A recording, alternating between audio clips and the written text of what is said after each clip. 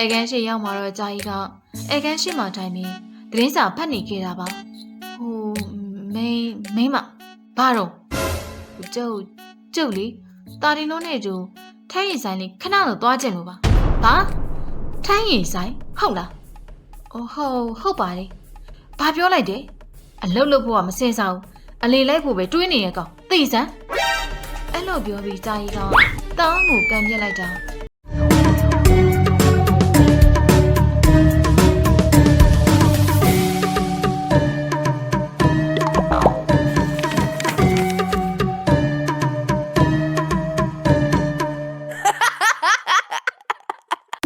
တညမှာတော့မြို့ပေါ်မှာရှိတဲ့ကလပ်တစ်ခုမှာ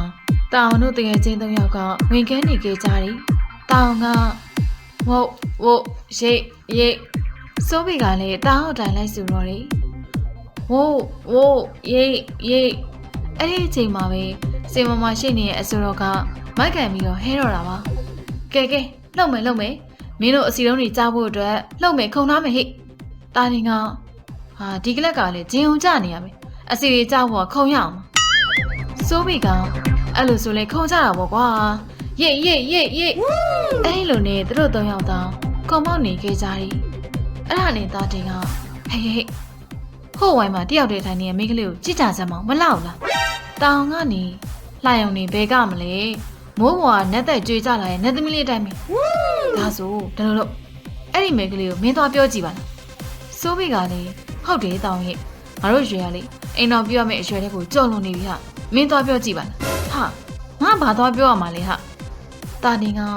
ဘာပြောရမှာလဲဟိုချစ်တယ်ကြိုက်တယ်လက်ထက်ချင်တယ်ပေါ့ကွာဟာမင်းတို့ပြောတာလွယ်လိုက်တာတော်ကြငါပရိုက်ခံနေရပါအောင်မေဟာစိုးဘီကရိုက်ခံရလေဘာဖြစ်လဲတောင်းရင်ရိုက်ခံလိုက်ပေါ့အရိုက်မခံရမေလက်ခံခဲ့ရင်လေအမျက်ပဲနော်တာတင်ကနေဟုတ်တယ်တောင်းရင်မိုးရွာတော့ရေခံထားမှာတော်ကကြမှာဟာအေးပါဟာမင်းတို့ရန်ပြောနေကြမှာတော့ငါသွားလိုက်ပါအဲ့လိုပြောပြီးတောင်းနေမင်းကလေးတယောက်တည်းထိုင်နေရဲ့ဇွဲရိုင်းနောက်ကိုသွားလိုက်တယ်ဟို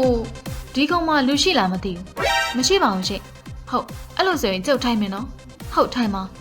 ကျုပ်နာမည်ကတာအောင်နဲ့ထားတယ်မေရွာပါဒါနဲ့ခမလေးကရောနာမည်ဘယ်လိုခေါ်လဲမသိဘူးကျမနာမည်ကကြာကြီးပါတပြေကုန်းရွာကအော်ဟဲ့လားတွေ့ရတာဝမ်းသာပါတယ်ဗျာကျုပ်ကဒီကိုရဲသမားပါဗျကျမလေဒီကိုရဲသမားပါပဲရှင့်ဟင်ဟုတ်လားဒါဆိုဘာလို့အိမ်တော်မပြုတ်သေးရလဲလာကြိုက်တဲ့သူမရှိလို့ပေါ့ဟာဒါတော့ကြောတာဟုတ်လာကြိုက်တဲ့သူမရှိတာဖြစ်ပါမလားကျမရုပ်ရည်ကြောင့်ယောက်ျားတွေအကုန်လုံးကရေးစားရှိရဲ့ပဲထင်နေကြတာလေအော်အဲ့ဒါကြောင့်ဒါနဲ့ကလပ်ကိုလာပြီးဘာလို့ထိုင်းရင်မှားတော့နေရလဲကျမကတော့သူလေရှင်မိုးစီတဲ့အရာဆိုထိုင်းရီကလွေပြီးကြံတာမတော့တတ်ဘူးအော်အဲ့လိုဒါနဲ့ကျုပ်ကခမည်းလေးကိုချစ်ချောင်းကြိုက်ချောင်းပြောပြီးဟိုလက်ထပ်ဖို့အတွက်ပြောလို့ရှိရင်ကျုပ်ကိုလက်ခံမလိုက်ဟမ်ရှင်ကျမကိုလက်ထပ်ချင်လို့လားအော်ဟုတ်ပါတယ်ကျုပ်မှလဲတွေအများကြီးနဲ့နွားတွေလည်းအများကြီးရှိပါတယ်အမှန်တိုင်းပြောရရင်ကျုပ်ကတော်သတိပါဗျဟုတ်ပြီလေအဲ့တော့ဆိုလေအရှင်ကိုကျမလက်ထပ်ပါမယ်ဟမ်တကယ်လားကြိုင်ကျမစကားတစ်ခုနှစ်ခါမပြောတတ်ဘူးတော့ဟာကျုပ်မင်းမရပြီကွအဲ့လိုနဲ့နောက်နေ့ရောက်တော့နံပါတ်3မိဘတွေရဲ့ရှေ့မှာတောင်နဲ့ဂျာကြီးကလက်ထပ်လိုက်ကြ၏တကြီးကကဲတောင်တို့ဘက်ကငွေ3သိန်းနဲ့လက်စွပ်အတုကိုတင်တောင်းငွေအဖြစ်ပေးထားပါတယ်ဟိုလက်စွပ်ကအတုဆိုပေမဲ့ဟိုစိန်ကပိုရေးကြီးတာဆိုတော့ဒီလင်ဒီမယာအိုအောင်မင်းအောင်ပေါင်းသင်းနိုင်ကြပါစေလို့ကျုပ်တကြီးကစူတောင်းပေးလိုက်ပါတယ်ဗျာအိမ်နောက်တော့တောင်နဲ့ဂျာကြီးနဲ့တကြီးနဲ့နှစ်ဖက်မိဘတွေကိုကြော့တာပြီးဆုံးသွားခဲ့ပါတယ်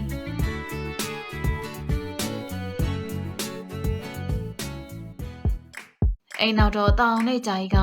မင်္ဂလာပွဲတက်ရောက်လာတဲ့သူတွေကိုငပြောသည့်တစ်လုံးနဲ့ရေတခွက်ဧည့်ခံတော်ရီတောင်ကစားကြတော့စားကြဝအောင်စားစိုးဘီက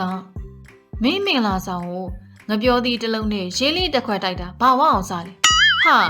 ငပြောသည့်တစ်လုံးနဲ့မွားရင်ရေ10ခွက်တောက်ပေါ့မွားပဲနဲ့မနေပါဘူးဒါနဲ့မင်းတို့နှစ်ယောက်ကငါ့ကိုပါလက်ဖွဲ့ကြရလေမြတ်စိုးကနေလမ်းဘေးကကောက်လာတဲ့အုံသီးတစ်လုံးကောင်းတာပဲငါခဏကလေးအမောပြေအုံကြီးတောက်ရအဲ့ဒီချိန်မှာပဲမင်္ဂလာပွဲကစောင်းမောက်ဖွင့်လာပြီးနောက်တော့ကြာကြီးကစထုံတော်ရီဟ အဲ့လိုနဲ့တောင်းကတော့သူတို့သမီးဖြစ်တဲ့ကြာကြီးကနေရာကိုပါဇက်အောင်သားနဲ့ကြည်နေခဲ့တာပါမင်္ဂလာပွဲကိုတက်ရောက်လာတဲ့သူတွေလည်းကြာကြီးကိုကြည်ရင်လည်းတကယ်နဲ့အားပေးကြတော့တယ်အဲ့လိုနဲ့နောက်နေ့မနေ့ရောက်တော့တောင်ကမိဖို့ဘန်းထဲမှာချက်ပြုံရင်အလုရှုပ်နေခဲ့တာပါအဲ့ဒီချိန်မှာပဲကြာကြီးကအိယာကနိုးလာပြီးမိဖို့ကန်လေးကိုဝင်လာခဲ့ကိုတောင်ဘိုင်းချက်လေဟိုငပိချက်နဲ့တို့စရာဆုံးမဟုတ်ပြီလေကဲတမင်းခုတော့ကျမဘိုက်စာနေပြီဟုတ်ကဲ့ပါအဲ့လိုနဲ့တောင်နဲ့ကြာရင်လေထမင်းစပွဲဝိုင်းမှာထမင်းထိုင်စားကြတယ်တောင်ကဟိုနောက်ရက်တွေကြာရင်တော့ဒီကကြာရေးလေးပဲဟိုကျုပ်တို့တဲ့မနှက်စာကိုထားချက်ပေးပါနော်အဲ့ဒါဆိုရှင်ကဘဲသွားမှလဲဘဲမှတော့မသွားပါဘူးမနှက်အစောကြီးထားပြီးချက်ပြတော့အေးကြီးပြက်လို့ပါဗျအော်အဲ့ဒါဆိုရှင်ကကျမကတော့အေးကြီးပြက်ပလိစီပေါ့လေဟုတ်လားဟိုအဲ့လိုမဟုတ်ပါဘူးမိမရဲ့တောင်စကားပြောလို့မဆုံးလိုက်ခင်မှာကြာကြီးရဲ့ခြေထောက်တွေကလွင့်မြန်လာခဲ့တော့တာပါကဲခိုင်းကျင်အောင်အဲ့လိုနဲ့တောင်လေကြာကြီးကန်ချမ်းချောင်းထရမပေါက်ပြီးအိမ်ဒီဘက်ကိုရောက်သွားခဲ့အမလီနားလိုက်တာအဲ့ဒီချိန်မှာပဲကြာကြီးကအဝတ်ချင်းကင်ပြီးအိမ်မြေဘက်ကိုထွက်လာခဲ့တယ်ကိုတောင်ရှင်းမှာဘာထိုင်လုပ်နေရလဲရောက်ဒီဝတ်တွေအကုန်သွားလျှော်လိုက်ဟုတ်ကဲ့ပါကြာကြီးရေအဲ့လိုနဲ့တောင်လည်းဝတ်တွေလျှော်ပြီးတော့အိမ်ရှိမှလှမ်းနေခဲ့တယ်အဲ့ဒါကိုကြာကြီးကဘေးနားကနေရက်ကြည့်နေခဲ့တာပါဟုတ်တော့အဝတ်ကိုလည်းတေးစားခါလန်းလေဟုတ်ကဲ့ပါအဲ့လိုပြောနေရင်မှတောင်ကင်ထားတဲ့အဝတ်တည်းအောင်မြေကြီးအောက်ကိုကျသွားခဲ့တယ်ကိုတာအောင်ရှင်အဲ့ဒါဘယ်လိုလွှဲတာလဲဟမ်အဲ့ဒါကျမမြို့ပေါ်ဝယ်ထားတဲ့အင်ကြီးတော့ပြန်ကောက်ပြီးတော့ရှော်လိုက်ပါမယ်။ဘာပြောလဲ။အဲ့လိုပြောပြီးကြာရင်လေစိတ်တူတူနဲ့တောင်းကိုကန်ပြလိုက်တာတောင်းနဲ့ချန်ပီယံဘက်ကိုလွှင့်စင်သွားခဲ့တာပါ။အိမ်နောက်တော့တာတင်နဲ့စိုးဘီကတောင်းတို့အိမ်ကိုရောက်လာခဲ့ကြတယ်။တာတင်ကတောင်းရေဟဲ့အောင်တောင်းအဲ့ဒါနဲ့တောင်းကအိမ်တကားဖွင့်ပြီးထွက်လာခဲ့တယ်။အော်မင်းတို့နှစ်ယောက်ပါလား။ဘယ်သွားကြမလို့လဲ။မင်းစီပဲတကူတကလာခဲ့တာကွာ။တို့ရီထန်းတော်ထဲမှာထိုင်ရင်သွားကြမလို့မင်းကိုလာခေါ်တာခုလားစိုးဘေကအင်းလေဘာလဲမိမမင်းကိုမလွတ်လို့လားမလွတ်စရာလားဟာငါကမိမကြောက်တတ်တဲ့သူမဟုတ်တာငါမိမကိုငါပိုင်မာတယ်ကွာခဏလေးငါသွားပြောလိုက်အောင်အဲ့လိုပြောပြီးတောင်းကအိမ်ထဲကိုပြန်ဝင်သွားခဲ့တယ်အဲကန်ရှိရောက်มาတော့ကြာကြီးကအဲကန်ရှိမှထိုင်ပြီးသတင်းစာဖတ်နေခဲ့တာပါဟိုမိမဘာတော့ကျုပ်လေတာတင်လုံးနဲ့ကျိုးထိုင်းရင်ဆိုင်လေးခဏတော့သွားကြင်လို့ပါဘာထိုင်းရင်ဆိုင်ဟုတ်လားအော်ဟုတ်ပါတယ်ဘာပြောလိုက်တယ်အလုတ်လို့ဖို့ကမစင်စားဘူးအလေလိုက်ဖို့ပဲတွေးနေရကောင်သိစမ်းအဲ့လိုပြောပြီးကြာကြီးကတောင်းကိုကန်ပြက်လိုက်တာတောင်းလေးတကားပေါက်ကနေအိမ်ပြင်မှာရှိနေတဲ့တာတင်တို့နာကိုရောက်သွားခဲ့တာပါစိုးဘီကဟင်ကြောက်တော့ဘလို့ဖြစ်တာလဲမင်းပြောတော့မင်းမိမောက်ပိုင်မာရီဆိုပိုင်တာကွာမနိုင်ဘူးတာတင်ကဖေးရလေတောင်းရင်လာပါငါတို့အိမ်ကိုသွားကြရအောင်အဲ့လိုနဲ့တောင်းတို့လေတာတင်အိမ်ကိုသွားလိုက်ကြတယ်တာတင်တို့အိမ်ကိုရောက်มาတော့တာတင်ကကဲမင်းတို့နေရာကွက်ပြစ်မှာထိုင်ကြအောင်ကျုပ်ရင်နှွေးချမ်းနဲ့ပေးချမ်းသွားယူလိုက်အောင်မေအဲ့လိုပြောပြီးတာတင်ကအိမ်ထဲကိုဝင်သွားခဲ့တယ်စိုးဘီကနေဘလို့ဖြစ်တာလဲတောင်ရမင်္ဂလာဆောင်ထားအပြင်ဘလောက်မှမကြသေးဘူးဘလို့ဖြစ်မဲ့တော့မသိတော့ပါဘူးစိုးဘီဟာရုံလေးနဲ့မှမလိုက်ကြီးလိုက်တဲ့ဒေါသအဲ့ဒါလေမင်းအလိုက်မသိတက်လို့နေမှာပေါ့ဟာအဲ့လိုပြောပြီးတာတင်ကရှင်လေးချမ်းပန်းနဲ့ပဲချမ်းပကံကိုကိုင်းပြီးထွက်လာခဲ့ငါဘာမှသွားလို့လေတာတင်ကမိမတွေကအချော့ကြိုက်တယ်ဟာပြီးတော့ပြုစုပေးတာလေကြိုက်တယ်ဟုတ်လားအဲ့ဒါဆိုငါသွားဆက်ကြည့်လိုက်အောင်မယ်စိုးဘီကနေဟာမင်းကလေချက်ချင်းပါလား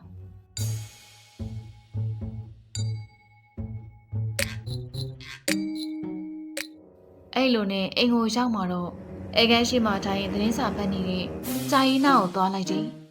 ဟိုမိမဟိုထိုင်နေရကြလို့အညောင်းမိနေပါလားဟိုကျုပ်နှိပ်ပေးမယ်နော်အဲ့လိုပြောပြီးတော့ကြာကြီးကိုနှိပ်ပေးနေခဲ့အဲ့လိုဆိုလဲတေးကြနှိပ်ကျမတကူလို့ညောက်ခိုက်နေရဟုတ်ပါပြီကြာကြီးတကူလို့အညောင်းပြအောင်လို့ကျုပ်နှိပ်ပေးပါမယ်အဲ့လိုပြောပြီးတောင်းကကြာကြီးခြေထောက်ကိုနှိပ်ပေးနေခဲ့တယ် ဟုတ်ပြီမှန်းနေပြီတေချာနေအဲ့ဒီအချိန်မှာပဲတာအောင်ကကြာရေးခြေထောက်ကိုဂလိထိုးလိုက်တယ်ဟာရားလိုက်တာရှင်မလို့နေနေရလေကိုတာအောင်ရဲ့အဲ့လိုနဲ့ကြာရေးလဲဒေါသထွက်သွားခဲ့ပြီးတော့တာအောင်ကိုကန်လွှဲလိုက်တာအိမ်နေရာမှာသွားကပ်နေကြတော့တယ်အိမ်နောက်တော့တာအောင်လေတာတင်တို့နှစ်ယောက်စီကိုပြန်ရောက်လာခဲ့တယ်စိုးဘေကဟဲ့တော့မင်းမျက်နှာဘလို့ဖြစ်လာလဲအညိုမဲတွေဆွဲလို့ပါလားမပြောချင်တော့ပါဘူးစိုးဘေရငါလေမင်းတို့ပြောတဲ့အတိုင်းလိုက်လုပ်လိုက်တာခုလိုဖြစ်လာပဲဟာတာတင်ကဖြစ်ရမယ်တောင်းရဒါဆိုလေမိမိမအနုနီးနဲ့မရအောင်ဆိုအကျန်းနီးနဲ့လုပ်ပေါ့ကွာဘယ်လိုလုပ်ရမှာလဲတာနေရဒီလိုလေကွာမင်းကသူ့ကိုကြောက်ပြနေရောသူ့အမျိုးဖျဲကြောက်နေရလေခုမင်းလည်းပြန်ချပြလိုက်ပေါ့အဲ့လိုဆိုရင် तू ငြိမ်သွားလိမ့်မှာမင်းတို့ပေးတဲ့အကြံဖြစ်ပါမလားဟာစိုးပိကနေလောက်ကြည့်ပေါ့ကွာအစင်ပြေသွားလေအရှုံးမရှိပါဘူးအေးကွာအဲ့လိုဆိုငါအိမ်ပြန်ပြီးတော့သွားဆန်းကြည့်လိုက်အောင်အေးပြီးရင်ငါတို့ပြန်လာပြောပြအောင်နော်အေးပါအဲ့ဒီလိုနဲ့တောင်းနေအိမ်ပြန်လာခဲ့လိုက်တယ်အဲ့နောက်တော့မိဖို့ခန်းထဲမှာငရုတ်တီးထောင်းနေတဲ့ကြာရင်နောက်ကိုသွားလိုက်တယ်ကြာရင်မင်းခုနေဟင်းချက်လို့မပြီးပဲနဲ့တညက်နေလို့ဘာလုပ်နေရလဲကြာရင်ကငရုတ်တီးထောင်းနေရရက်သွားခဲ့ပြီးတော့ရှင်ဘာပြောလိုက်တယ်ဟမ်တနေ့ကောင်အပြင်ထွက်နေပြီးတော့ခုမှဘာလာပြောနေရလဲကြားတဲ့အတိုင်းပဲကျုပ်ပိုက်စာနေပြီဟင်းကိုမြဲမြဲချက်ဆန်းအောင်မရှင်ကကျမကိုအသက်ကောင်းလာဟစ်နေတာပေါ့လေအဲ့လိုပြောပြီးကြာရင်ကတောင်းကိုငရုတ်ကြွေးနဲ့အဆက်မပြတ်ထူတော်တယ်ကဲဟဲ့ပြောချင်အောင်အနောက်တော့တောင်းလေးစီကန်းကိုရောက်သွားခဲ့တယ်ဂရင်မော်မှာလက်ပတ်ဒီခြေထောက်ပတ်ဒီနဲ့လဲနေတဲ့တောင်းကိုကြည့်ရင်ကြာကြီးကဆရာကျမယောက်ျားဘလို့ဖြစ်သွားလဲ What အရင်အတိုင်းပြန်ကောင်းလာဖို့ဆိုအချိန်တော်တော်ကိုယူအောင်ပါရှင်ဖြစ်မဖြစ်ရလေကိုတောင်းအောင်ရေကျမတောင်းမှန်ပါတယ်ကျမကိုခွင့်လွတ်ပါနော်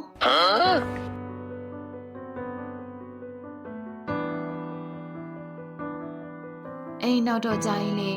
တောင်းကိုမငြင်းမညူပဲနဲ့ပြုစုနေကြတော့တာပါကိုတောင်းစံညွန်လေးတောက်ပါအောင်ပါစားကျမခွင့်မိပါမယ်တော့အဲ့လိုနဲ့တောင်းလေကြာရင်ပြုစုတာကိုအပြေကခံစားနေတော့တာပါဆံမျိုးကဘလို့နေလဲစားလို့ကောင်းရဲ့လားကြာရင်ချက်တဲ့လက်ရဆိုအကုန်ကောင်းအဲ့ဒါဆိုရင်များစားနော်အဲ့ဒါမှလीကိုတောင်းနေပြန်ကောင်းပါအင်းမကြာရင်ရဲ့အင်းမအဲ့လိုနဲ့တလားပြီးတလားကုံဆုံးပြီးနောက်တော့တောင်လေးနေပြန်ကောင်းလာခဲ့တယ်။တညမှာတော့တောင်ကဂရင်မော်မှာအိတ်ချင်အောင်စောင့်နေခဲ့တာပါ။အဲဒီလိုနဲ့ကြာရင်အိပ်ပျော်သွားပြီးအချိန်နဲ့တောင်ကဂရင်မော်ကဆင်းလိုက်တယ်။ဝါချေရောလေရောပတ်တီးပြေသွားမှာပဲ။နေလို့ထိုင်လို့ကောင်းသွားတော့တယ်။ကြာရင်ကလေကျုပ်ရိုးတွေပြန်ကောင်းသွားတာမသိပဲနဲ့ပြုစုနေရှာတာ။ကန်ကောင်းလိုက်တဲ့ကျုပ်ပဲ။အဲဒီအချိန်မှာပဲကြာရင်ကထလာခဲ့တယ်။ဘာပြောလိုက်တယ်ရှင်ပြောတော့ပတ်တီးဖြေတာလေလက်ကမလှုပ်နိုင်သေးပါဘူးဆိုဟိုလှုပ်တော့မလှုပ်နိုင်သေးပါဘူးရှင်ကပြောင်းလေးပြောင်းစားပါဦးဟမ်ကျမကိုညာကျင်းကဲဟာညာကျင်းအဲ့ဒီလိုနဲ့ကြာရင်လေတောင်းကိုအဆက်မပြတ်ထွေးရိုက်နေခဲ့တော့တာပါအမလေးတေးပါပြီဗျာ